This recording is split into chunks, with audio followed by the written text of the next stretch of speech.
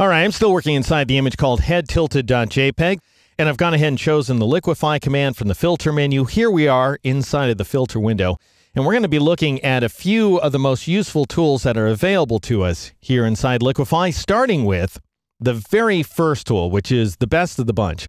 It's called the forward warp tool. There really isn't such a thing as backward warping. It's just the warp tool, and as if to acknowledge that, we've got a keyboard shortcut of W. That is the one keyboard shortcut I definitely want you to remember because you're going to be spending most of your time with this tool, and it's great to be able to come back to it just by pressing W. Now, what the warp tool does is it allows you to move details inside the image by painting them. So you're actually painting in full-scale distortions, as you're about to see, but first thing I need to do here before I start using the tool is increase the size of my brush, because if I paint with this little guy, then I'm going to paint little teeny weird distortions like that, which are of no use to me whatsoever. So I'm going to press Control-Z, Command-Z on the Mac to undo that modification. And to increase the size of the brush cursor, you can, of course, change the brush size value over here on the right side of the dialog box. But an easier way to work is to press and hold the right bracket key. So notice that increases the size of the cursor. And if you press and hold the left bracket key, that reduces the size of the cursor. If you want to increase or decrease the size more quickly, then press Shift along with one of those bracket keys. So this is the effect of pressing Shift right bracket. This is the effect of pressing Shift left bracket. All right, so I'm going to go pretty big with the tool like so, and you can press and hold Shift along with one of the bracket keys. I'm going to also zoom in on my image and scroll up using the scroll wheel. And I want to paint her head sort of upright here for starters. I'm not really trying to get beautiful effects at this point. I'm just trying to give you a sense of how the tool works. So notice I'm able to very quickly paint in these big distortions. Now notice that I'm not dragging all over the place with the tool. These are very short drags that I'm performing along with this tool. So short brush strokes are the way to go when you're working inside the Liquefy dialog box, because otherwise you end up getting this kind of effect here. And not only is it unbecoming, you're not going to get the results that you want, but it also ends up smearing the pixels all over the place. You get this sort of stretch pixel effect, or you might think of it as being digital stretch marks, which is not something we want under any conditions. We want our nips and tucks to look beautiful. Anyway, I'm going to press Control-Z, Command-Z on the Mac to undo that modification. You do have multiple undos inside Liquefy. So Control-Z, it works just like inside Photoshop proper. Control-Z or Command-Z will redo or undo the effects of a brushstroke. If you want to go back farther, if you want to backstep, then you press Control-Alt-Z or Command-Option-Z on the Mac. Anyway, I want to go back forward here, so I'll press Control-Shift-Z or Command-Shift-Z on the Mac in order to get to this place right there. And then I could drag some more if I want to in order to make her eyes bigger like so. And I'm not really trying to get a really great effect here. I'm trying to just demonstrate what the tools can do and how much fun you can have with them.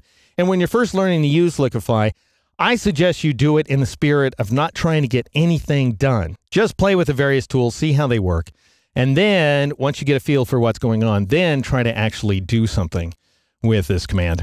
Anyway, we've got some other tools that we can work with. We've got the Reconstruct tool. And the idea there is you can paint in undos. So if I were to select the Reconstruct tool, and then I were to click and hold like so, then I will go ahead and incrementally undo the effects of my brushstroke. And you can see that we're returning her head to its tilted position, its original tilted position. That's definitely not something I want, however, so I'll press Control-Z or Command-Z on the Mac. We've also got this twirl clockwise tool, and in order to demonstrate that guy, I'm going to make her mouth a little wider. I'm actually going to go with a smaller brush by pressing Shift left bracket a few times, and I'll go ahead and widen her mouth like so and give it a little bit of a twist right there. And then, using the twirl clockwise tool, I can paint in a sort of grimace like that on one side of her lip, and then if I want to twirl the other direction, because this tool, true to its name, twirls clockwise. If you want to twirl counterclockwise, then you press the Alt or Option key as you click with the tool. That succeeded in stretching her nostril and nothing more. Let's see if we can do a better job here. Alt or Option, click with the tool. That's interesting. One of the things about the twirl tool is that it's going to work best. Notice if I go down here to the hands and increase the size of the brush a little bit. It's going to work best if you're painting in an area that hasn't been heavily molested. For example, her hands hadn't been modified at all, so they twirl just like we thought they might. If I Alt or Option click, then they'll twirl back the other direction. However, this area has been heavily modified, making the twirl tool a little more difficult to predict. Now, we can very easily predict the next two tools, Pucker and Bloat. I consider to be second in utility only to the Warp tool. So I use these guys a fair amount. You can use the Pucker tool in order to slim areas inside of an image. You can use the Bloat tool in order to fortify areas. Let me show you how those work. I'll go ahead and grab that Pucker tool right there. And then notice I could click and hold in order to reduce basically the size of her central features right there. It goes ahead and pinches the image, as you can see. And then you can switch to the Bloat tool if you want to make areas bigger. Like, let's go ahead and zoom out a click here. And I'll go ahead and grab that Bloat tool, switch to a much larger cursor like so. And then let's click in this pelvic area. And that makes her look like she's sort of slumping backward and she has these enormous hands, which I think is a very becoming effect. I'll go ahead and drag this area up a little bit using the Warp tool, like so. So this is looking, I think, quite good and very dandy. And finally, let's drop down to these feet here. And let's say we want to go ahead and pucker those. And I would select the Pucker tool, of course, and click and hold. Now, notice I'm not dragging with either the Bloat or the Pucker tool. You're going to get the best results if you just click and hold at various locations, sometimes for just a moment at a time. Now, notice one of the things that can happen here. Notice we're basically peeling up the entire image as if it's a bit of drapery and we're revealing some transparency in the background.